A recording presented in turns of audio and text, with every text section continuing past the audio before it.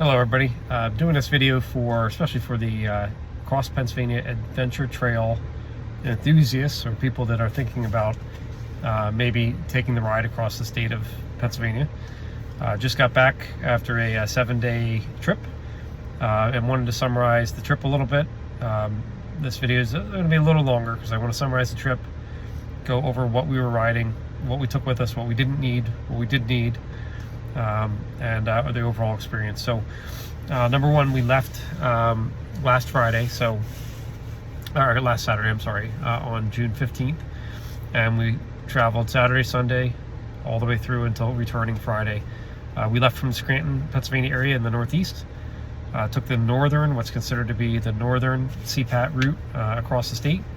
We did deviate a little bit when we got out through Allegheny State Forest. Instead of riding the streets and back roads to get to Erie just to see the lake, we ended up going down through Oil City, staying in a hotel, and then working our way back on the southern route, going through Benezet, Punxsutawney up to Benezet, and then down into Lock Haven. So I did post, those of you following the CPAT, I posted the route and the GPX file. Anybody that would like it, you can happily private message me and send me your email address, and I'll add you to the Google Drive with that information. In that Google Drive is a list of camping gear that I took on a spreadsheet, as well as a turn-by-turn route chart for the route out from Scranton to Oil City that is more accurate than the GPX file. For those that have done these rides, when you get in between two mountains and the GPS can't see 3 satellites, the purple line or blue line or whatever color line you have in your GPS that you're following is going to stray a little bit. So I'm going to break this video into sections. I think the first section, we'll come back to navigation. I think the first section is the preparation and making sure you have everything you need for the ride. I rode a Honda NC 750X, a 2022, which is not really an adventure bike or an off-road bike. I put Continental TC70 tires on the front, and a TKC 70 Rocks rear tire, so a little bit of an aggressive tire. I was riding 2-up with my 15-year-old daughter on the back, weighing the case, side cases, top case, all the gear that I took. They came in at around 118 pounds. She weighs 110 pounds. So for the sake of argument, say that I had 220 pounds on top of my 165, plus the weight of the bike, which is around 500 pounds. I'll tell you that that's a lot of weight and a lot to handle on some of these trails or roads, as there's a lot of loose gravel. We got into sections where there was red clay and mud, especially on the southern route coming back, where if the weather turned, I would have been in a lot more trouble than I was in. So tip number one, put a more aggressive tire on than you think you need. I've been riding my entire life. Didn't even think I would need as aggressive tire as I had on, but you can't go too aggressive, honestly. The route is more than 80% dirt, gravel, those sorts of roads. You're on the street for a little bit, little sections here and there, and it really, run a 50-50 tire or something that's going to get you out of some trouble. Number two, so after bike selection, we camped. So I had all the camping gear, the tents, the sleeping bags, camp stoves and everything, and in that list I would go through, there's probably about a quarter of the materials I didn't use on the camping trip that I wish I would have left home. I think the most important and the most used things, I bought these 2-liter kind of collapsible water panniers. Those I used a lot to make coffee and use water for MREs and that sort of stuff, so that was very valuable. Obviously the tent, I brought an extra tarp, which was helpful for the one night that it really rained. Camp chairs and those sorts of things. I also had brought a folding camp table. Didn't need that. Most of the campgrounds had a picnic table or somewhere to set up to cook on. And then a lot of other supplies that I really brought as emergency stuff that didn't need. But all in all, you can look at the list of things I brought. I will go in there eventually and edit what I think I wouldn't take again. Go on to navigation. So second part of this video, so navigation, I used a Garmin Navi. I don't remember the exact model. I can, if someone's interested, I can put it in the I think it's a 396 or something like that. It worked fairly okay. Like I said, when you get into some of those really remote forest roads where the mountains are on both sides, it struggled a little bit, but there's no phone service. The phone struggled. So my second warning would be, if you're going to do this route, either take a paper copy of a map with you, or have a route chart like I put together, have some sort of paper way to navigate without technology. You'll eventually get to a place where it'll navigate you and find you. But that was navigation all the way out. There was not a single turn that I missed for the first 4 days. Coming back, I know I missed 3, so I had to do 3 little turnarounds just because of the way the GPS was calibrating and giving me errors. But all in all, that went pretty well. Third part of this video, weather. I think weather is very crucial in enjoying this trip. So we did it obviously in the middle of June. We had one camping night, the first night, where it got down into the 40s, a little chilly, and then the rest of the week was scorching hot as we were riding. It was nice to get in under the tree cover and to not have direct sun on us all the time. But this definitely would be a nice early fall ride or spring ride if the weather cooperates. I would say if you're riding without being too up, which I would recommend, you know, people can ask, what's the perfect bike? The perfect bike is one that you're comfortable on. So in our group, my dad is almost 70 years old. He took an XR 150 and his gear on that XR 150. Small bike, underpowered, but it did okay. If you're going on this to expect to do 50, 60, 70 miles an hour on these dirt roads, you can't. They're state forestry roads. There's speed limits, in most cases of 25 miles an hour. Did we push over that? Yes. But you can't push much over that. You're doing maybe 30, 35 on average. You really can't go much faster. So really, you could do this bike on anything from a Trail 125 to a 150 to a TW 200, all the way up to big adventure bikes, whatever you want and whatever you're comfortable on riding. I think if someone asked me, like, what's the perfect bike for this trip, I'm going to say something middleweight or less, just because you will get tired, you know, making a lot of turns and doing a lot up and down. And the bigger adventure bikes like a GS or a big 1190 Adventure or a Tiger 900 or an Africa Twin, they're heavy bikes. And are they capable in the right hands? Yeah. But you get into some of the mud that we hit on the way back, I wouldn't want one of those bikes. The little bikes were doing a lot better. Even my 750 fared okay, but it was nice having a bike that was lower to the ground, honestly, in those situations. But yeah, you can do it on any bike you feel comfortable with. Tire up something aggressive like a 50-50 tire or 60-40 tire at the worst, and just be over prepared. Out of that, breaking up the miles per day. So that's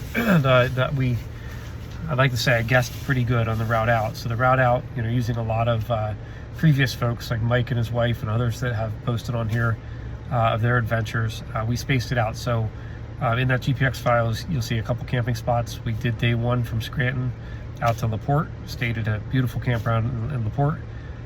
We left LaPorte and then went to Wellsboro to see the Grand Canyon and stay there. At Crooked Creek Campground, that was also a very nice campground. We left from there to go through the Susquehannock State Forest, which was the nicest part of the whole trip to me. Beautiful forest, beautiful roads. I really, really enjoyed that day, day 3. And as we made our way through day 3, we went up to the Case and Zippo Museum in Bradford, and then stayed up near Bradford and really enjoyed that. The next day, we left Bradford, the campground that was up there, and went into Mount Jewett to grab breakfast at a little breakfast stop, Cafe Soul. Excellent food. The owner, she's a sweetheart. If you guys get out there, stop in. Best breakfast of the trip, best coffee of the trip.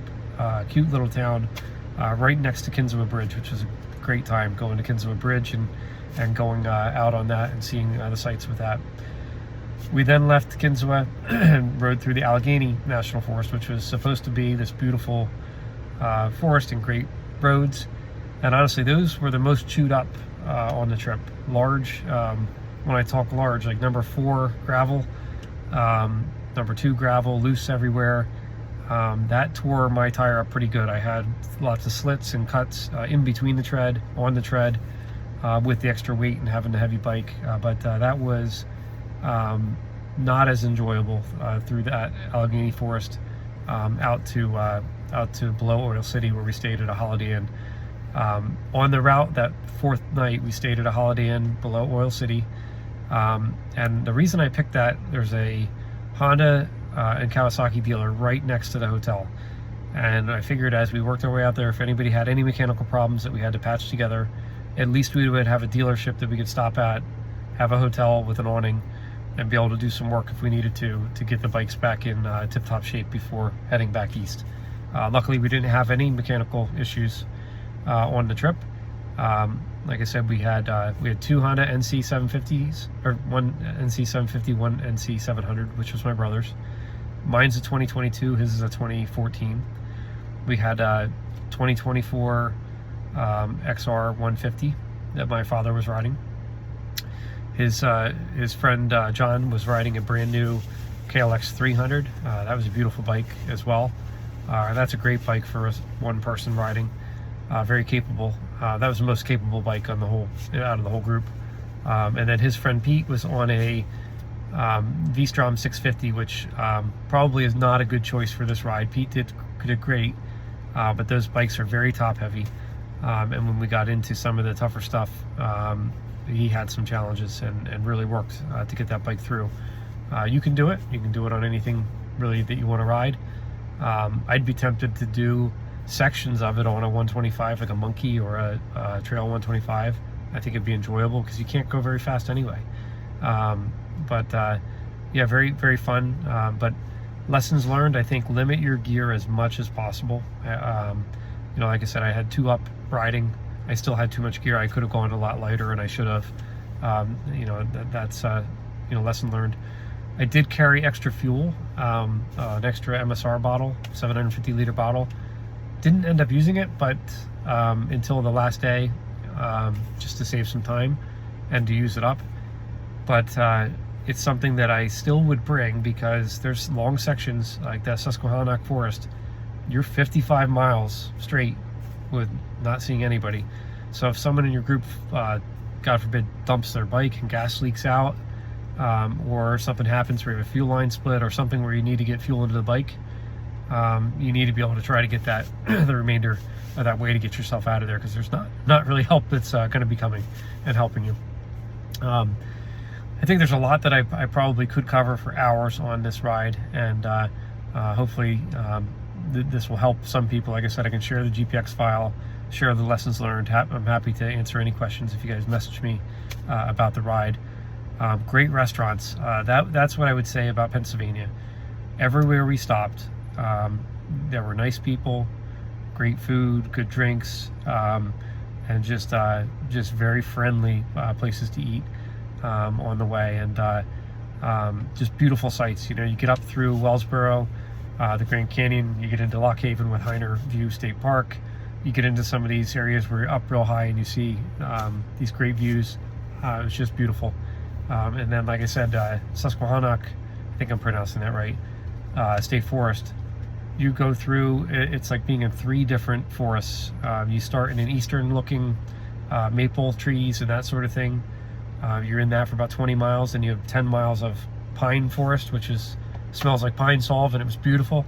And then you come out the other side to a forest that's made up of different trees, which you know, I'm not a person that knows every tree and all the species, but it was it appeared to be more hardwoods and different types of trees like that in coverage, but absolutely beautiful. We did a group of 5 of us, like I said, 5 bikes, and the 5 bikes and 7 total people with the 2 teenagers that were with us.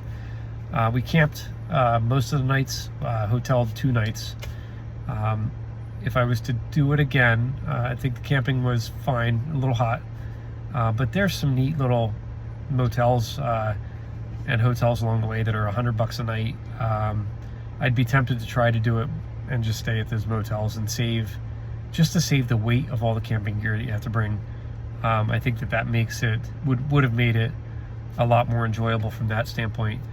On the flip side, knowing that if we got stranded somewhere, that I had a tent and cook stove and food and everything to survive wherever I was stranded overnight, that was kind of nice. So that's something you got to weigh what you're going to do. I had a couple folks reach out to me that want to do the trip.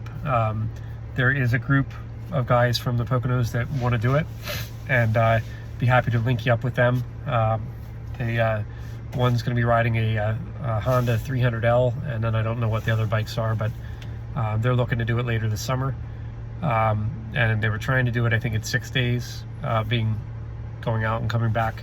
I think that's a little aggressive. So we broke it up. If you look at the route chart that I had and the mileage, we averaged 130-ish to 140 miles a day on the way out, which was more than enough time to let things happen and find gas stations and grab something to eat and not feel completely rushed by the time you got there to set up camp and everything. Coming back, that southern route is a lot longer, and I knew that it was a lot longer. Those days were 160, 170 miles.